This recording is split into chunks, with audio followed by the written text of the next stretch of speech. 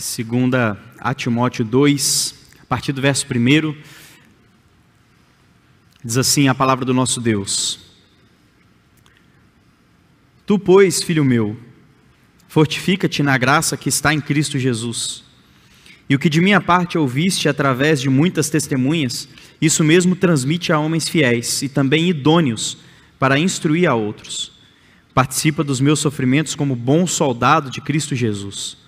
Nenhum soldado em serviço se envolve em negócios desta vida, porque o seu objetivo é satisfazer aquele que o arregimentou. Igualmente, o atleta não é coroado se não lutar segundo as normas. O lavrador que trabalha deve ser o primeiro a participar dos frutos. Pondera o que acabo de dizer, porque o Senhor te dará compreensão em todas as coisas. Lembra-te de Jesus Cristo, ressuscitado de entre os mortos, descendente de Davi, segundo o meu evangelho, pelo qual estou sofrendo até algemas como malfeitor. Contudo, a palavra de Deus não está algemada. Por esta razão, tudo suporto por causa dos eleitos, para que também eles obtenham a salvação que está em Cristo Jesus, com eterna glória. Fiel é esta palavra. Se já morremos com Ele, também viveremos com Ele. Se perseverarmos, também com Ele reinaremos. Se o negamos, Ele por sua vez nos negará. Se somos infiéis, Ele permanece fiel, pois de maneira nenhuma pode negar-se a si mesmo. Vamos orar? Senhor, nós estamos diante da Sua palavra, e só através do Seu Santo Espírito é que podemos aplicá-la ao nosso coração. E nós rogamos ao Senhor que, apesar de nós, nos instrua e nos conduza de acordo com a Sua vontade. Oramos em nome de Jesus. Amém. Meus irmãos, qual é a realidade de alguém que está em um campo de batalha? Não pode ser de alguém que se acovarda, não pode ser de alguém que tem postura de uma criança. Pelo contrário, uma guerra, ela é para pessoas fortes. Uma guerra é para pessoas que são destemidas e que entenderam que têm de enfrentar uma realidade. Não de pessoas que tentam fugir dessa realidade, maquiando outra que não existe. Eu não sei quantos estão por dentro de um movimento que tem surgido. Eu gostaria de ler. Eles são conhecidos como os Littles. São pessoas que basicamente tentam algum tipo de tratamento através de uma regressão à vida infantil. E deixe-me ler o relato de uma reportagem feita pela UOL, que diz o seguinte: para lidar com sentimentos ruins e traumas, Laura Pini, de 19 anos, passa a agir como uma criança. Laura, que prefere ser identificado com o pronome masculino, realiza regressões infantis junto de um caregiver, um cuidador, Rodrigo, amigo que conheceu pela internet e que assume a posição de cuidador e auxiliar. Minutos depois, apareceram na tela outros objetos que Laura ia garimpando na ânsia de distração: mamadeira, urso de pelúcia, boneca, chocalho. Como um bebê, mexia as mãos de forma desengonçada e mantinha os olhos arregalados enquanto explorava os detalhes que tocava. Durante mais de 1 hora, seu cuidador ficou pouco em silêncio. Mesmo distantes fisicamente, Rodrigo mora no Rio, Laura em Valinhos, São Paulo. O cuidador de 18 anos agia como um pai orgulhoso que ri das traquinagens do filho e não pode desviar a atenção. Cuidado para não se machucar. Não bota o mordedor muito fundo, senão você vai passar mal. Não pode colocar a boneca na boca, só o TT. Laura soltava palavras indistinguíveis quando incentivada. Consegue falar buraco? O caco, ela dizia. Qual música está cantando? Vila Emo, que Rodrigo traduziu como Vila Sésamo. Os sinais que estávamos diante de um adulto pareciam na destreza ao segurar os objetos, na tatuagem de Hello Kitty na mão de Laura, ou no piercing medusa no lábio superior, que brotava quando a chupeta escorregava. A chamada chegou ao fim quando os bocejos se tornaram constantes. Tem certeza que não está com sono? Indagou Rodrigo, enquanto Laura balançava a cabeça negando, ao mesmo tempo em que deixava uma fralda de pano passar pelo seu rosto. Resistiu por pouco tempo, logo dormiu. Essa é uma reportagem que está aí na internet sobre os Littles, ou, traduzindo de uma maneira bem mais clara, adultos se portando como crianças. E mais do que isso, a imagem, se você pesquisar, de homens assim, desses malhados, com um braço gigante, com uma chupeta na boca, em um parque de crianças, brincando, se portando como crianças. E por que eu digo isso? Porque quando nós olhamos para uma situação como essa, talvez o que vem à mente não são meramente pessoas se portando como meninos, mas pessoas tentando fugir da realidade. Homens e mulheres que não querem encarar a realidade do mundo, que não querem encarar a realidade do crescimento, de agora ter de se portar como um adulto, e tentam de alguma maneira se portar como criança. O contrário do que víamos tempos atrás, onde crianças almejavam ser adultos, onde um garoto tinha todo o prazer do mundo em fingir ser um profissional maior, um profissional formado, onde as crianças costumavam brincar de profissões, onde as meninas costumavam brincar até mesmo de mamães com suas bonecas. Agora, ao contrário, se antes havia um anseio pela vida adulta, agora há um desejo de retorno à infância. Por quê? Porque nos falta, ou falta para nossa geração, a coragem de encarar a realidade do mundo. Na tentativa da fuga das lutas que temos, tenta-se voltar a um mundo onde não há responsabilidades. Se por um lado há uma gama de pré-adolescentes para adolescentes que querem desfrutar dos prazeres da vida adulta sem assumir as responsabilidades, como um adolescente que almeja ter relações sexuais com a namorada, mas não quer assumir o ônus do casamento, por outro lado, há aqueles que olham para a vida, então tentam fazer uma espécie de regresso, porque não querem encarar a realidade à sua frente. E o grande problema que eu vejo é que muitas vezes nós temos fugido da realidade. Talvez não colocando uma chupeta na boca, talvez não se portando como uma criança, mas muitas vezes tentamos olhar para aquilo que está acontecendo à nossa volta e fingir que as coisas ainda estão de forma natural. Como se em momento algum estivéssemos em um campo de batalha. Como se a realidade na qual estamos inseridos hoje não fosse de uma guerra que exige soldados e não crianças. É interessante pensar que em um momento da história, você tinha um lema que os homens tinham de assumir: mulheres e crianças primeiro. Se está em um naufrágio, mulheres e crianças primeiro. Hoje, quem é que pode dizer o que são mulheres, o que são crianças e o que são homens? Não bastasse não haver mais uma identificação natural do que é homem e mulher, não pode haver mais uma identificação do que é ser um homem e uma mulher adultos ou uma criança. Nós vivemos em um ambiente hostil. E o grande problema, e nós inclusive comentávamos sobre isso na sala do conselho antes de vir para cá, é muitas vezes a nossa omissão. É muitas vezes o não conseguir se posicionar, o não entender que nós não somos chamados à omissão, a se assentar nos bancos e viver como se o mundo estivesse todo tranquilo. Não, nunca foi. Ainda que a realidade não fosse como ela tem sido hoje, nós temos um chamado a uma guerra. Nós somos convidados a fazer o que Cristo disse: olha, eu morri, eles me perseguiram, eles me odiaram. Se preparem para o ódio, se preparem para a perseguição. E Paulo vai dar essa instrução a Timóteo. E aqui, apesar de muitas vezes acharmos que é uma instrução apenas a um ministro, isso se aplica a toda a igreja. E a primeira coisa que Paulo faz é alertar Timóteo sobre a realidade do sofrimento. Olha isso. Tu, pois, filho meu, fortifica-te na graça que está em Cristo Jesus. Paulo começa chamando Timóteo ao fortalecimento. Para você se fortalecer, você precisa fazer algo. Quem quer ficar mais forte vai fazer uma academia ou algum exercício físico, ou vai tentar de alguma maneira fazer algo para que o músculo ganhe maior força. E é interessante que parece que a orientação de Paulo é um paradoxo.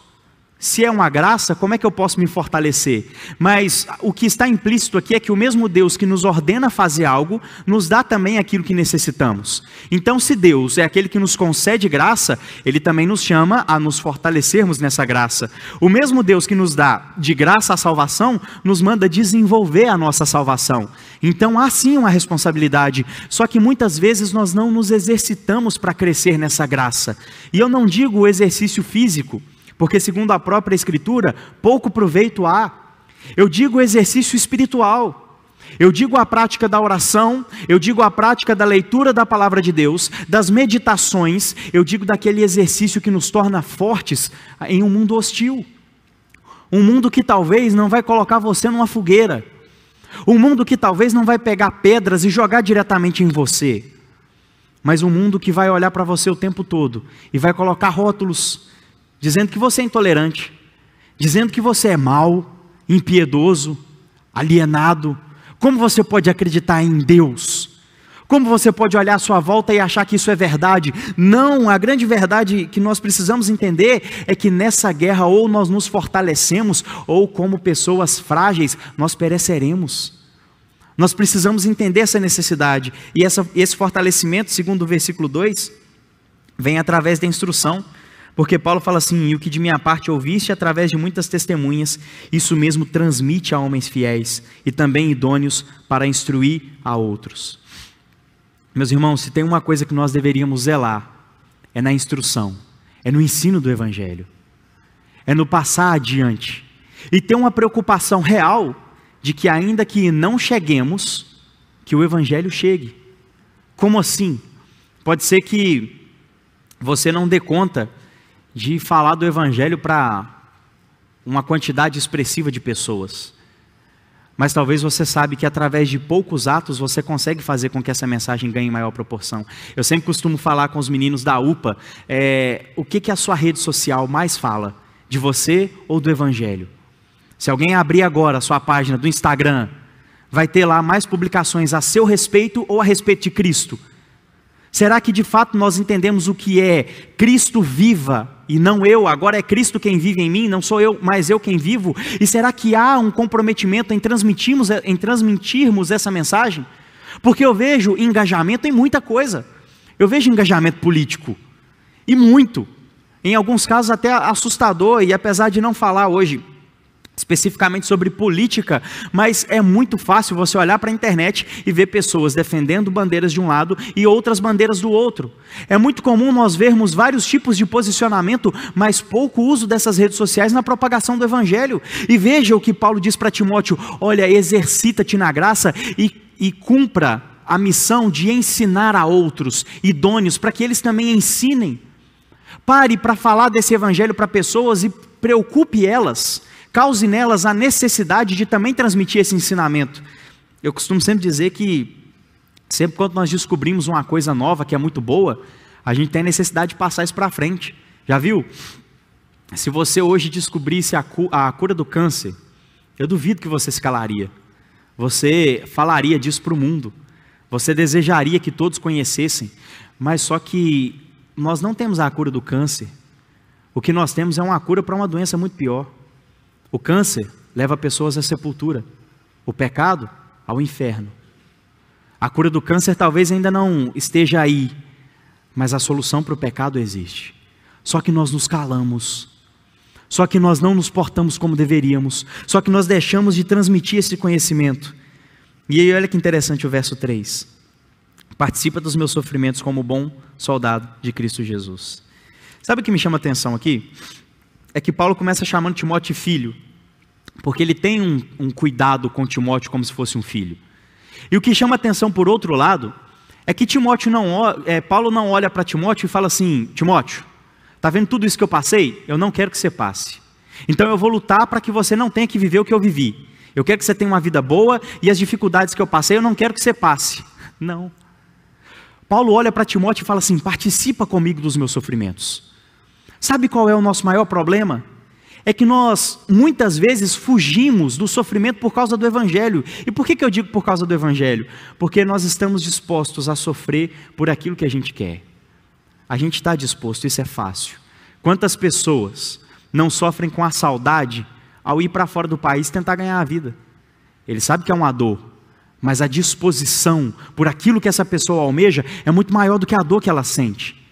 Repito, pense em alguém que tem o desejo de cuidar bem da sua saúde e talvez até se tornar uma pessoa mais musculosa, e ela vai à academia e sente a dor dos exercícios, mas ela sabe que aquela dor não pode tirar dela o desejo que ela tem de alcançar o seu grande objetivo.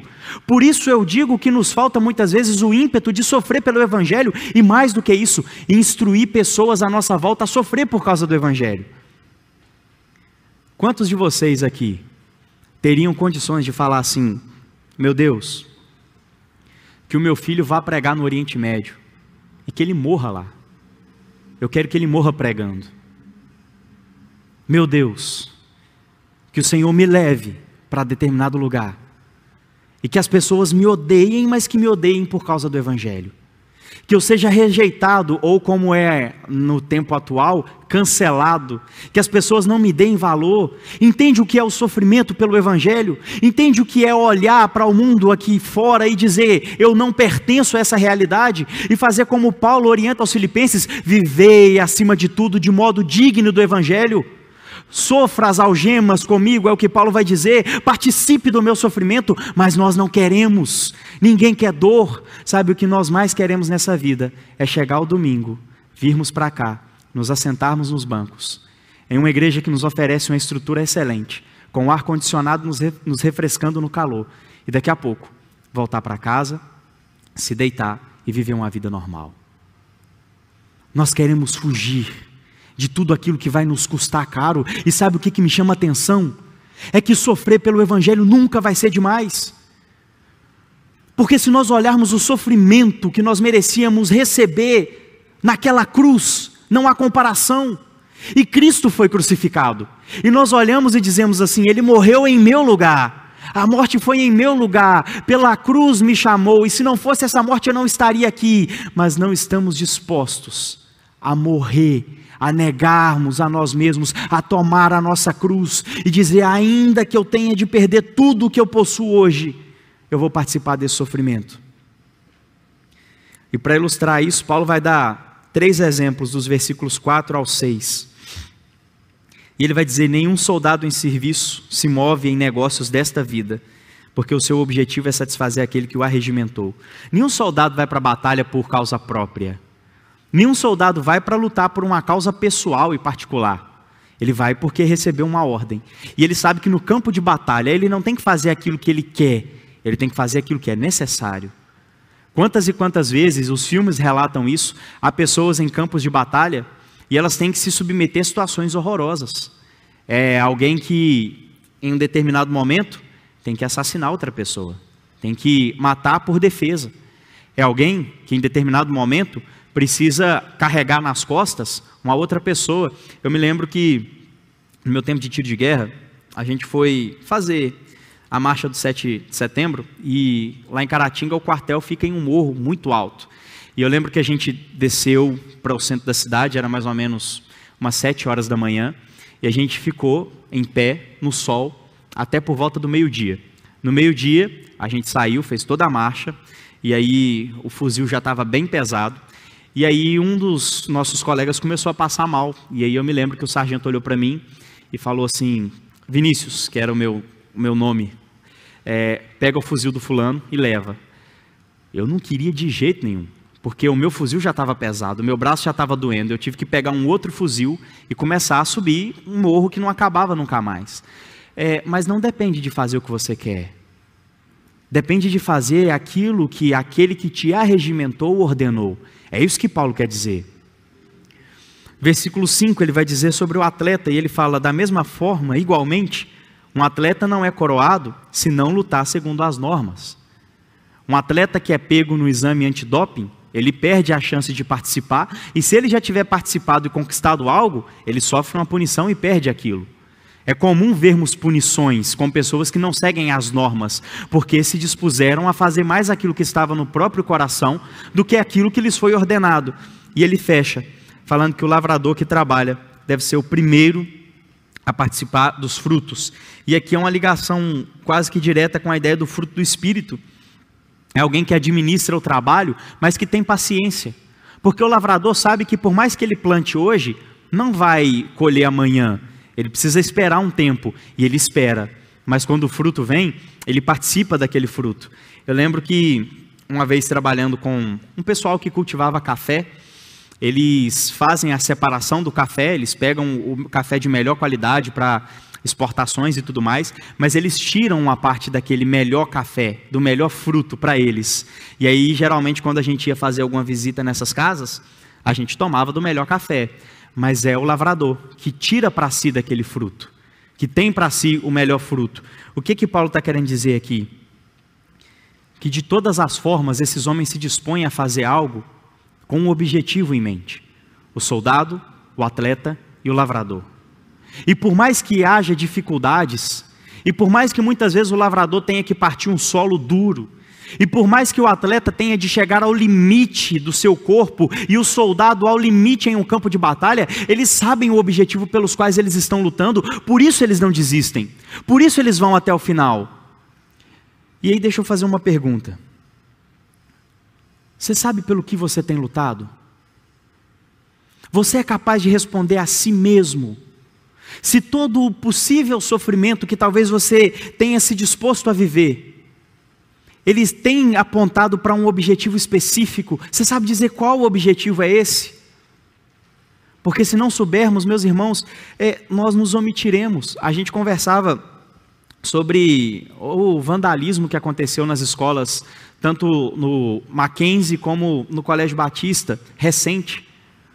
Isso não é só um ataque às escolas, isso é um ataque direto à nossa fé. Nós vimos comerciais como o que o Burger King lançou, usando de crianças, não apenas para falar a respeito de uma forma válida de amor, mas até para tentar ridicularizar quem de alguma maneira defende a forma tradicional de família, e muitas vezes nós temos nos omitido, e o que me dá mais assombro é que essa omissão muitas vezes é por medo. É por medo que nos rejeitem, é por medo que de alguma maneira nos cancelem, como eu disse. Mas meus irmãos, eu olho para os nossos irmãos do passado, e eles morriam, literalmente. Eles iam para a fogueira, e eles iam cantando, porque se fossem chorando, eles eram considerados covardes, e eles iam para defender a fé. E nós? Será que temos participado do sofrimento de Cristo e temos entendido que isso é bom, que é o nosso chamado? Porque aí fora, o que você mais vai ouvir, ou é um falso evangelho, que vai dizer que Deus está preocupado em te dar um bem-estar sobrenatural no aqui e agora, ou coachings, que se dizem pregadores, mas que vão falar aquilo que amacia o ego. O verdadeiro evangelho fala de renúncia, e fala de um campo de batalha, fala de sofrimento, mas não eterno. E essa é a grande beleza, é que o evangelho não vai falar de um sofrimento que vai durar eternamente, é um sofrimento que é passageiro. Eu me lembro que em uma das minhas idas e vindas de São Paulo, quando eu estava no seminário, e eu fui passar férias em Caratinga, eu me lembro que eu peguei o ônibus em São Paulo, num estado precário, assim, absurdo. A porta do banheiro não fechava e aquele cheiro totalmente desagradável. Cada curva que o ônibus fazia, a porta abria e eu ainda estava sentado bem do lado do banheiro. E eu me lembro que em determinada altura da viagem o ônibus ainda estragou e atrasou em 5 horas a viagem. Uma viagem de 15 horas demorou 20 horas e foi horrível. Mas o que me confortava de alguma forma é saber que eu não morava naquele ônibus. Que por mais que o ônibus estivesse em uma situação precária, podia durar 15, 20, 30 horas de viagem. Uma hora eu ia estar em casa, eu ia chegar, ia ter um banheiro limpo me esperando, uma cama me esperando.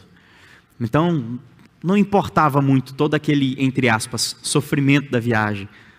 Se bem que eu nem precisava usar aspas, porque realmente foi uma viagem sofrível. Mas o que eu quero dizer, meus irmãos, é que o sofrimento que temos aqui e agora, ele é passageiro. E é por isso que temos que nos dispor a sofrer. Porque o sofrimento eterno já foi vivido, não por um povo, mas por um homem, para que um povo não tivesse que sofrer. E quando eu digo sofrimento eterno, eu não digo no sentido temporal, mas no sentido de intensidade. De uma única vez, na cruz, Cristo sofreu a ira de Deus de maneira eterna, para que hoje nós pudéssemos sofrer um sofrimento mínimo, aguardando o momento em que esse sofrimento vai cessar e estaremos com Ele eternamente. E é isso que Paulo vai passar a falar a partir do verso 8.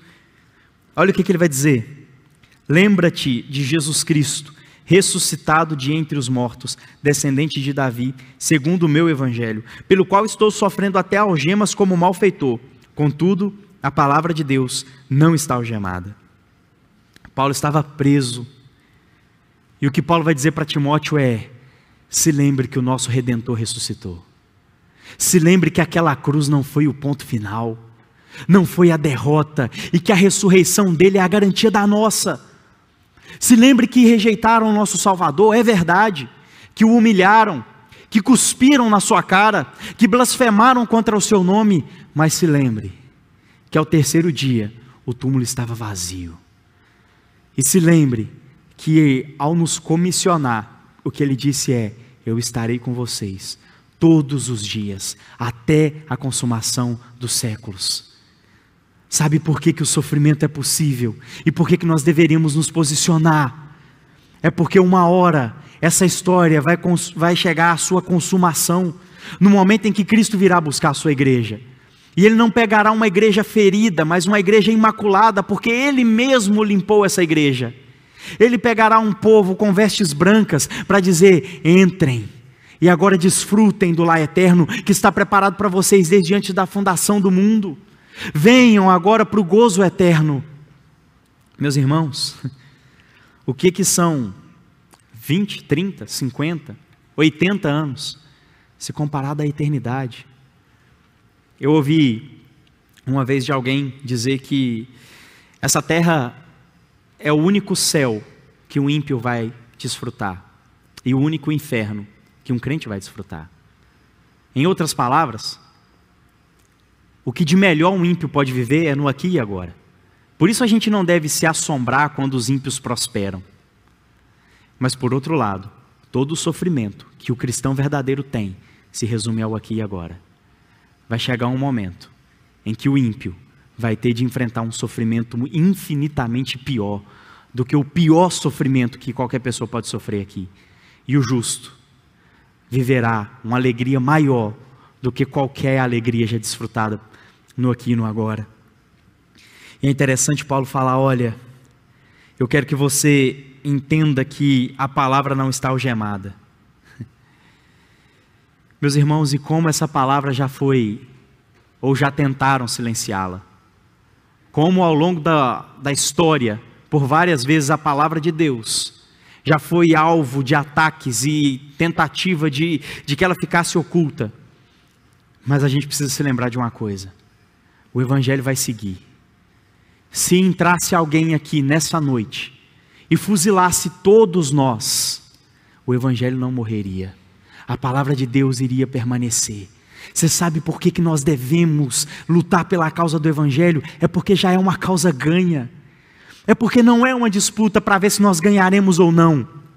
Cristo já conquistou a vitória, o Evangelho vai seguir, ele vai chegar a todos os eleitos de Deus. É por isso que nós devemos pregar. Nós não sabemos quem são os eleitos de Deus, mas nós temos uma certeza: o Evangelho vai chegar nesses eleitos, quebrantará os corações, e Cristo mudará, Cristo causará conversões. E é por isso que nós devemos defender a nossa bandeira, é por isso que nós devemos anunciar Cristo para o mundo, sem nos envergonhar, não tendo vergonha do Evangelho, não tendo vergonha de nos posicionarmos.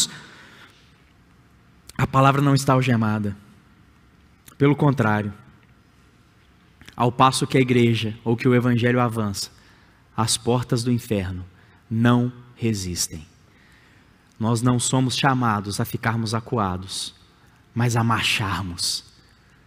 E eu gosto quando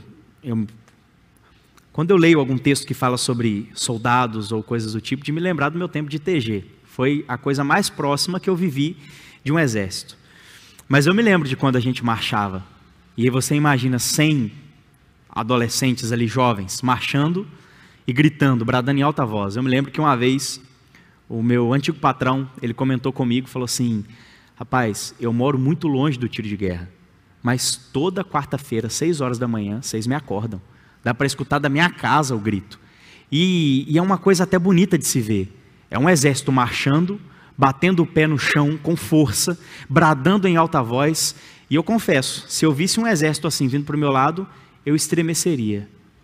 Essa é a linguagem usada para a igreja: marchando, caminhando e o inferno não resistindo. Sofrendo por causa do Evangelho, é verdade, mas sabendo que essa caminhada tem uma morada final e eterna. Por isso Paulo fala no verso 10: por essa razão tudo suporto por causa dos eleitos, para que também eles obtenham a salvação que está em Cristo Jesus. Fiel é esta palavra. E agora Paulo encerra esse trecho dizendo: se morremos com ele, também viveremos com ele. Se perseveramos, também com ele reinaremos. Se o negamos, ele por sua vez nos negará. Se somos infiéis, ele permanece fiel, pois de maneira alguma pode negar-se a si mesmo. Meus irmãos, deixa eu dizer uma coisa. Deus tinha duas formas de resolver o problema da nossa escravidão ao pecado. Ou ele matava o Senhor, que é o pecado, ou ele matava o escravo. Ele matou o escravo. Existe uma coisa na teologia que nós chamamos de união mística com Cristo. O que a união mística com Cristo diz? Que quando Cristo morreu, os crentes em Jesus morreram com ele. Quando ele ressuscitou, os crentes em Jesus ressuscitaram em novidade de vida.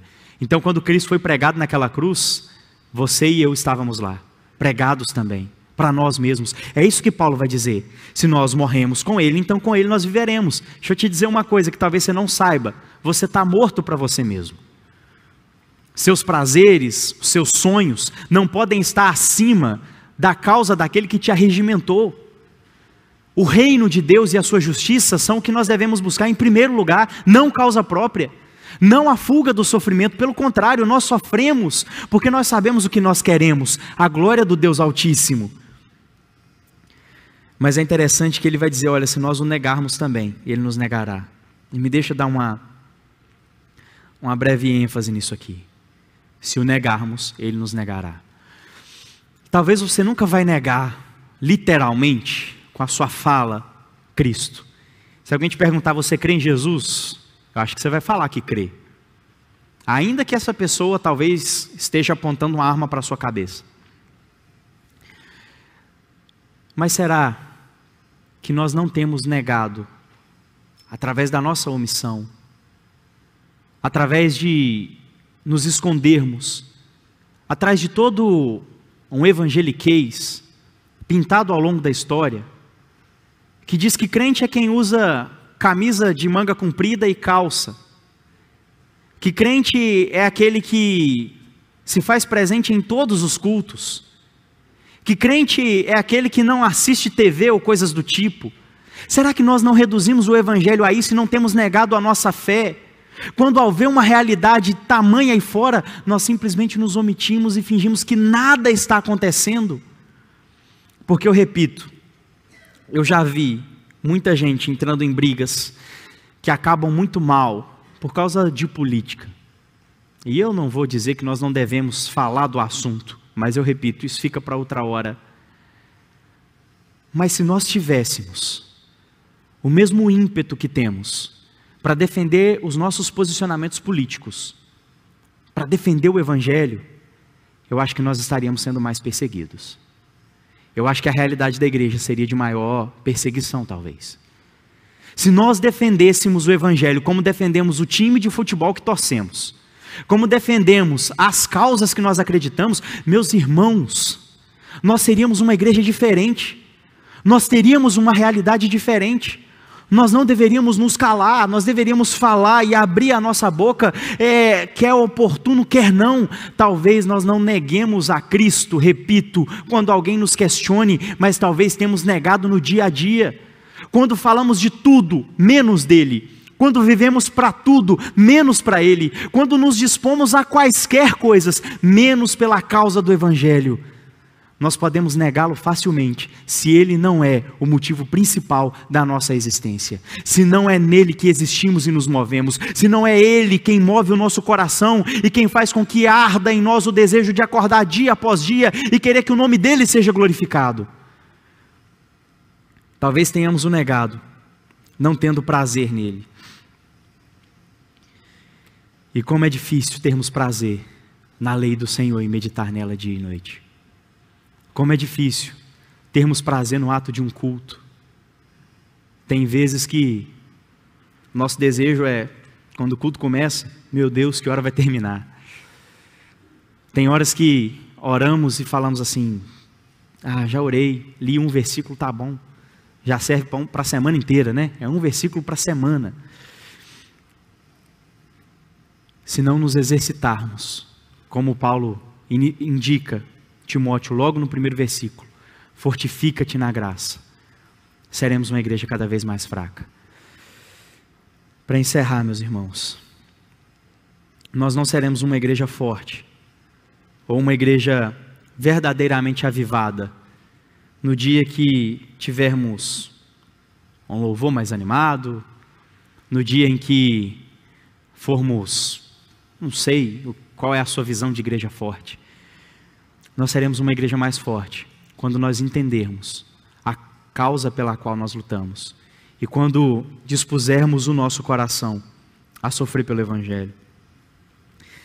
Eu quero finalizar lendo um trecho do hino Castelo Forte.